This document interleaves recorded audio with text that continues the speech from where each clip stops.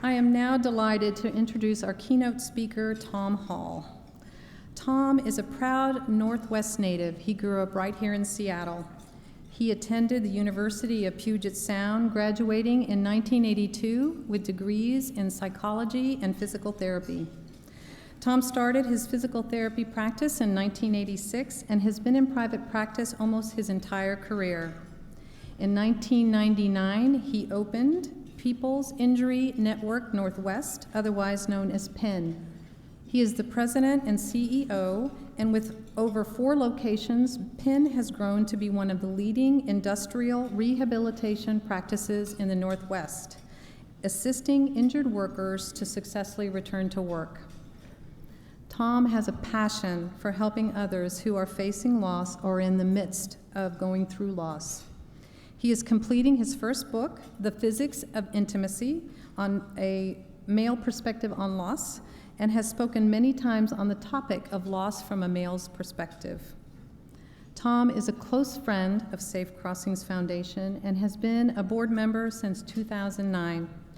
He provides evidence that compassion and understanding of the grief process are important to the success of all people, even if they, like him, are successful professionals, world-class Ironman athletes, climbers, your family, they know, and parachutists.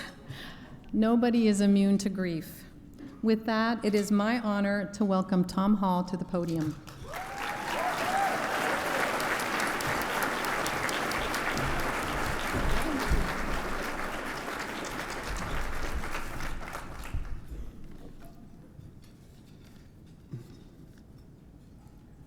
That Ironman thing was a long time ago. So, good afternoon. Thank you so much for being here. What an amazing turnout. And thank you, Juliana, for that very kind introduction.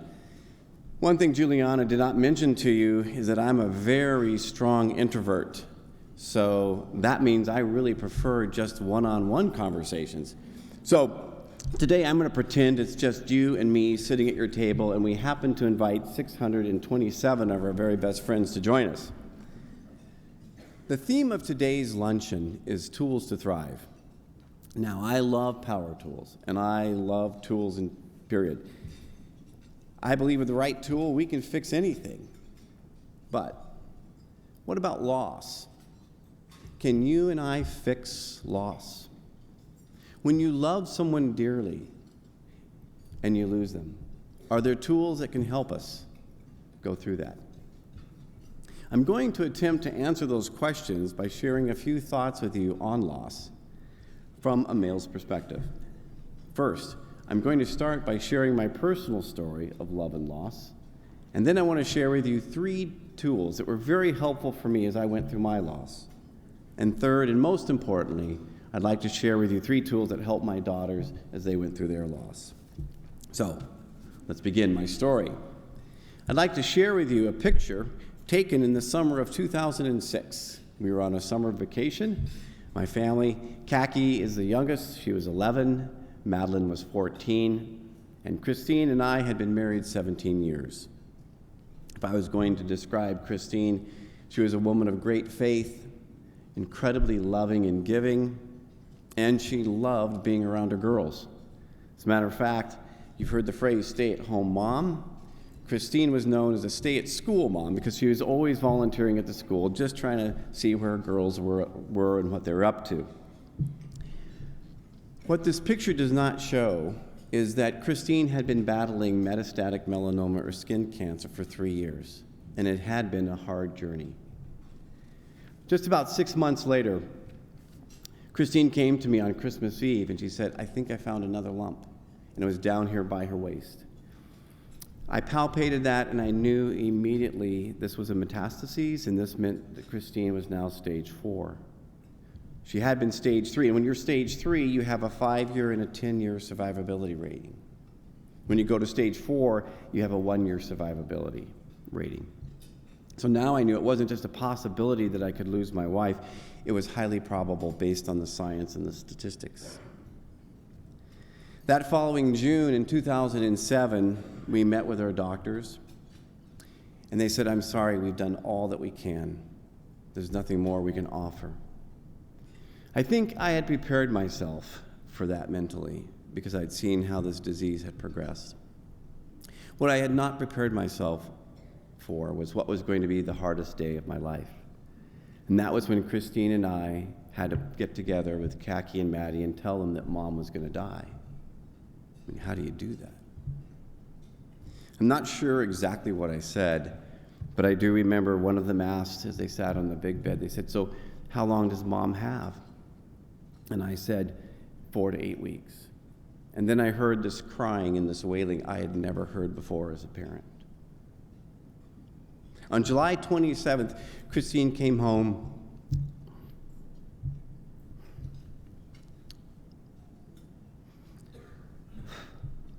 from the hospital for the last time.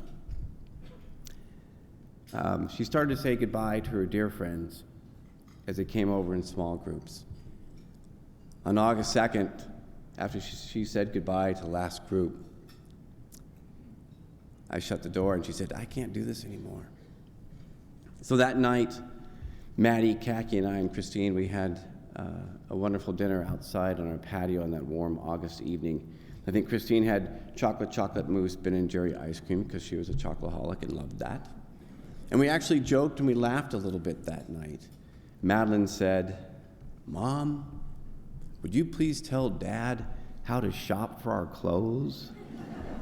Would you please tell him to focus on quality, not quantity? Stop the bulk buying and please don't buy all our clothes at Costco?" The next morning, Christine's breathing had changed. And so Maddie, Kaki, and I, we were holding her hand.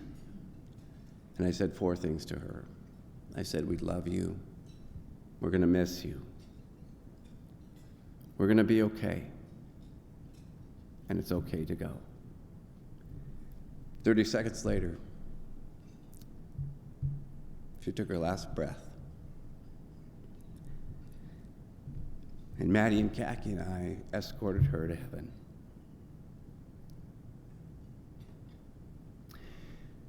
Maybe you've heard the phrase, lean into your own discomfort. I think what that means for me, leaning into your discomfort, it means be willing to process your pain. Well, frankly, I'm not much of a guy that leans into anything. I think I'm a bit too competitive. And I looked out on the horizon and I saw this giant black storm coming at me called loss and grief. I had a few words for that storm. I said, "I'm going to kick your butt.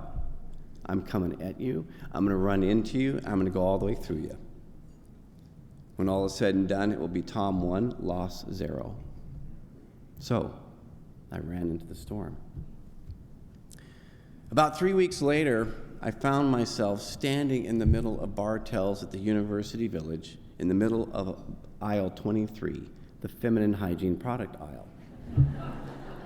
I'd been sent there by my daughters for a very special mission. I was a little overwhelmed, out of my element, and I needed help. Now, I know it takes 3 million parts to build a 747, and I promise you there's more options there than parts to build a jumbo jet. They've got mumbo jumbos, Maxie's wings, I don't know what it is. So, I needed some help. I reached out to Ann Knight. Ann is one of the Christine's, dozens or so of Christine's glitter godmothers, these wonderful women from our community that came around our family and supported us. I called Ann, I said, "Ann, I'm in Bartell's. I need to buy some product. What do I do?" And Ann, very patiently, she coached me through it. 3 minutes later, I said, "Thank you." I hung up, forgot everything. So what's a dad do? You buy one of everything. The cart was overflowing. I'm serious. But what I realized that day was that I needed help, not just for advice on feminine hygiene products. I needed help because I was really hurting. I had 2 motherless daughters, and I didn't know what to do. Recently, I've interviewed 6 different therapists, and I was talking to them about loss from a male's perspective. And one of them was Scott Rutledge. Scott's a fellow dude. He's a widower, and he's a licensed marriage and family therapist, and he works sometimes out of the Healing Center. And I asked Scott, I said, Scott, so when men are going through loss, what are they feeling? What are they thinking? What are we saying? And he thought for a moment. He said, men are saying two things. Number one, men say, I'm broken. Number two, I don't know what to do. And I thought, wow, you nailed it, because that's exactly where I was. I was broken. I didn't know what to do. So, I was broken. I'm a dude.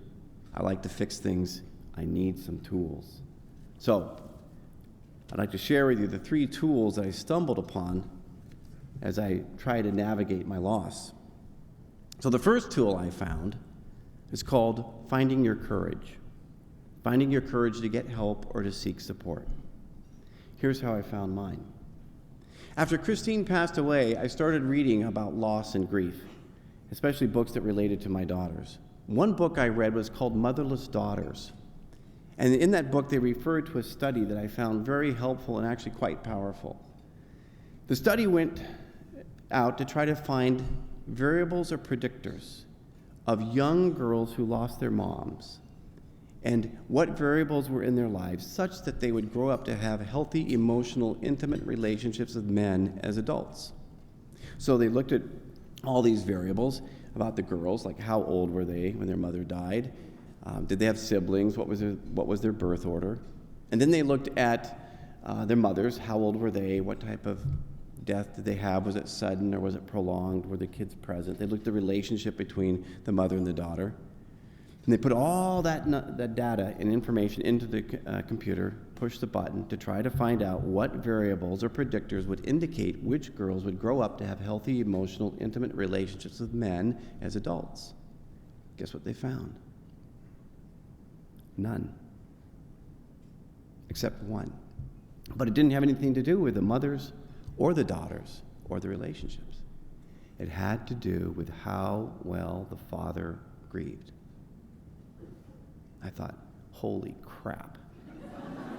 That's not exactly what I said, but holy is right. I thought, man, I have to do this really well for them. I have to do this right. Now, I don't believe there's just a right way to go through loss and grief, but there certainly were choices I could have made that probably wouldn't have been healthy for me or helpful for my daughters. I could have jumped into a relationship really fast so I wouldn't have to feel the pain of losing Christine. I could turn to alcohol or drugs to try to numb it so I wouldn't have to feel the pain.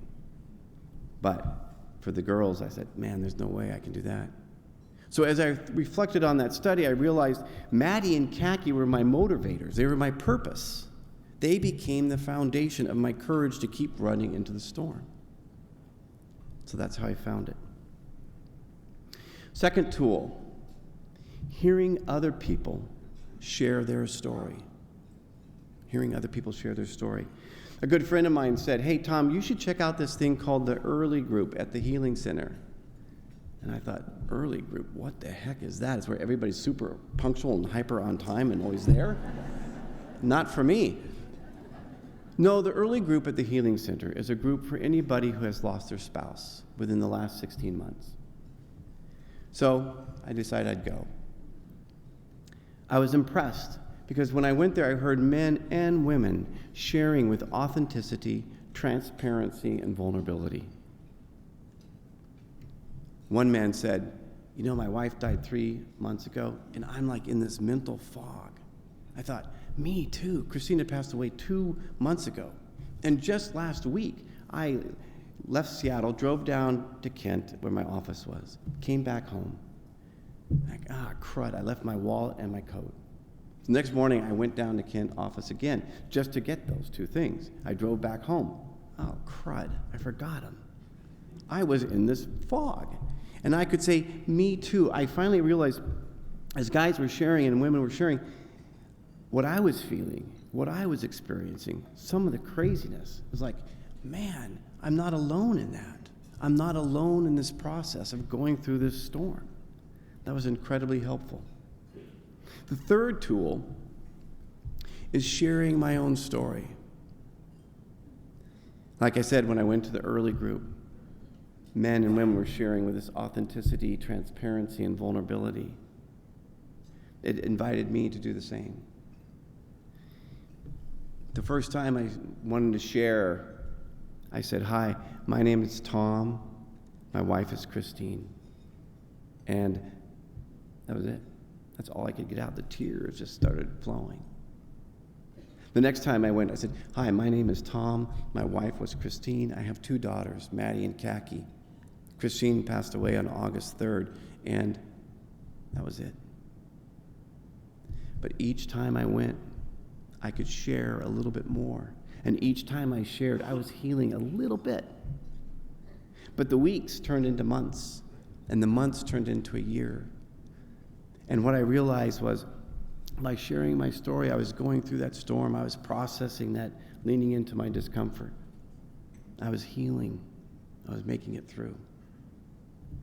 So now, the most important, the 3 tools that help my daughters. They are exactly the same. Different application. So for courage, actually, we were very fortunate as a family to have the support of Safe Crossings Foundation. And for the girls, it was really in two primary ways. First was having individual counselors from Safe Crossings Foundation come into our home, and they were available for Maddie and Khaki to talk with. And the second thing, as you will know, that my daughters also went to Camp Aaron, this wonderful camp for kids that have lost a loved one. So I have a question for you. If you were 12 and you lost your mom, would you have the courage to sit down and talk with someone that came into your living room about what you were experiencing and what you were feeling? If you were 12 and you lost your mom and your dad took you to a camp and said, "Okay, time to get out," would you have the courage to get out and start to meet all these new kids and maybe talk about a real painful thing? Would you have the courage to do that? My kids did. They found their courage and they were able to engage and receive some of the services that Safe Crossing Foundation could give them. The second tool is hearing other stories and hearing other kids' stories. So on that Sunday, it was the Camp Aaron's a Friday through Sunday camp, and on that Sunday afternoon, I picked them up, and I was nervous. I'm thinking what was going to happen to them, what sort of emotions and experiences would get kicked up that they had forgotten about. So they got in the car, and I was really, really excited, so I tried not to be that way, you know. So how was Camp Aaron, you know? And they said, "Dad, it was really good." I said, and then they said, "Dad," and this threw me. They said, "Dad, I never knew we had it so easy." And I thought to myself, I said, "Easy? I thought this was really, really hard what you guys have been through. It was hard for me." I said, my default when I don't know what to say to them, "Tell me more."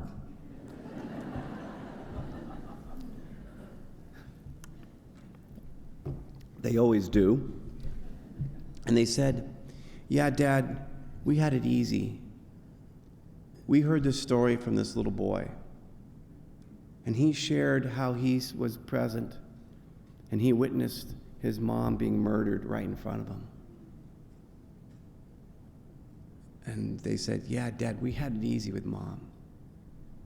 Now, I don't know who that little boy is, but I would sure like to thank him for his courage and that he was able to share his story with authenticity, transparency, and vulnerability, because what he shared and what my girls heard in his story helped them immensely. They realized they weren't alone.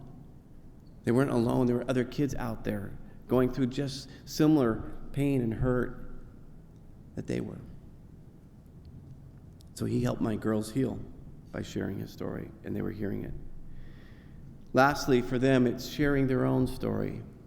Now, at Camp Aaron, they do a marvelous job of creating these really safe environments for these kids of all ages where they feel comfortable sharing some of the hardest things they've ever experienced and probably ever will. That Monday night after Camp Aaron, we were sitting around our dinner table, And we were talking about Camp Aaron. And one of them said, you know, Dad, with Camp Aaron, up till then, I never knew there was a place that I could cry and not feel alone.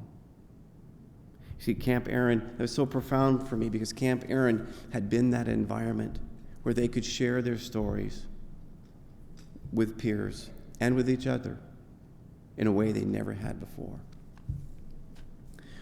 So, my girls had courage. They were able to hear other kids' stories, and they were able to share their own. And that was one of the 3 things that really helped them get through their storm. I started today by sharing a photograph of my family back in 2006. I was fortunate to have the love that I did. And then I went through loss. And now I want to share another photograph.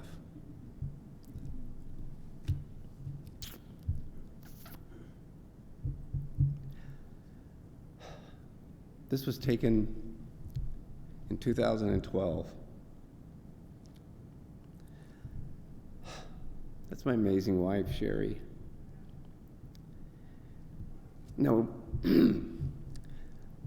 there. We've both been through different types of loss, but loss nonetheless. And we've been able to blend our losses, and now we've been able to blend our families. So together we have 4 amazing daughters, Maddie, Khaki, Mallory, and Jane. And I'm so proud of each one of them. Loss is powerful. Even today, there can still be a little storm every now and then, but it's not as dark. They're not as often. They come very seldom. Yes, loss can be very powerful. It can kick your butt.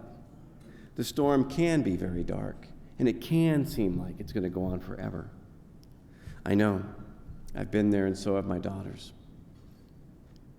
Because of your support, the programs that we needed to go through the storm were there. On behalf of Christine and all the parents that couldn't be here, thank you for your support and how you've helped our kids and their kids. Because of you, Maddie, Khaki, and I, we've made it through the storm and the loss. And we have been able to learn that we can love twice. Thank you.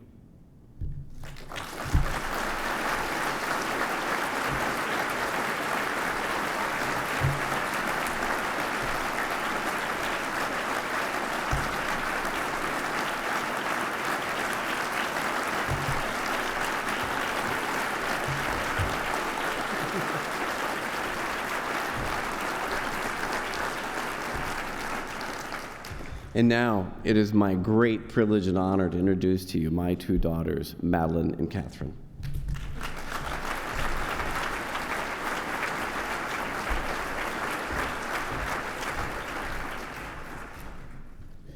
Hello, everyone, and thank you so much for being here today. My name is Maddie, and I'm Tom's oldest daughter, surprisingly. And I am Khaki Hall, aka the baby of the family. Before we each say a few words, we have to take this opportunity to give a shout out to our dad. He is truly the best dad in the world.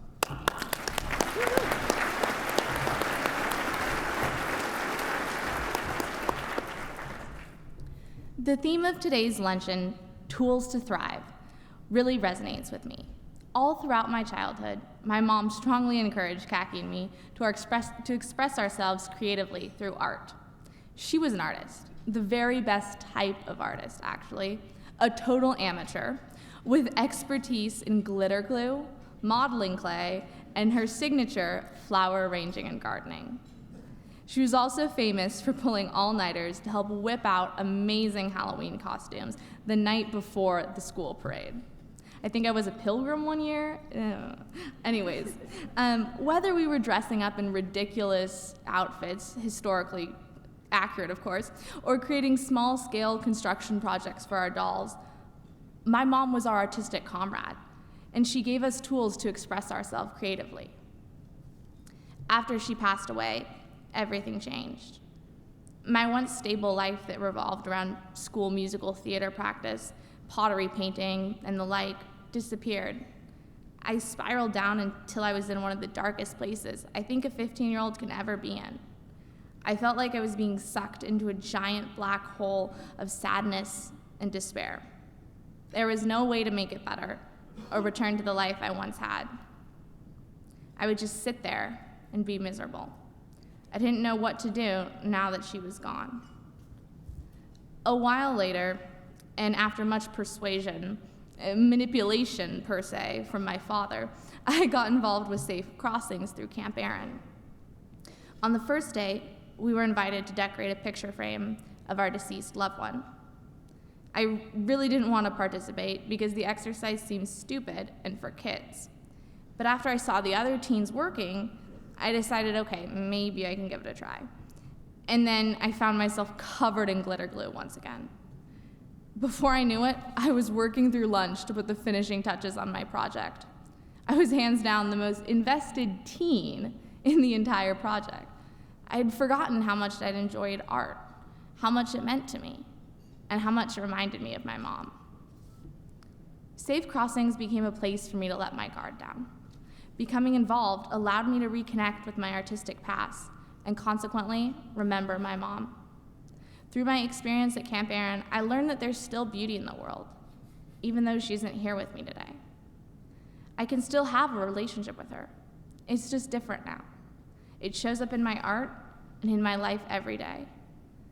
Today, you have the opportunity to give kids hope, to sprinkle glitter into their lives and remind them that there is still beauty there. Your investment in Safe Crossings today is an investment in living, in the idea that even when hard things happen and loved ones die, life is still beautiful and you can keep going. Today, you're giving the tools to thrive, and I know from personal experience, absolutely nothing is more meaningful.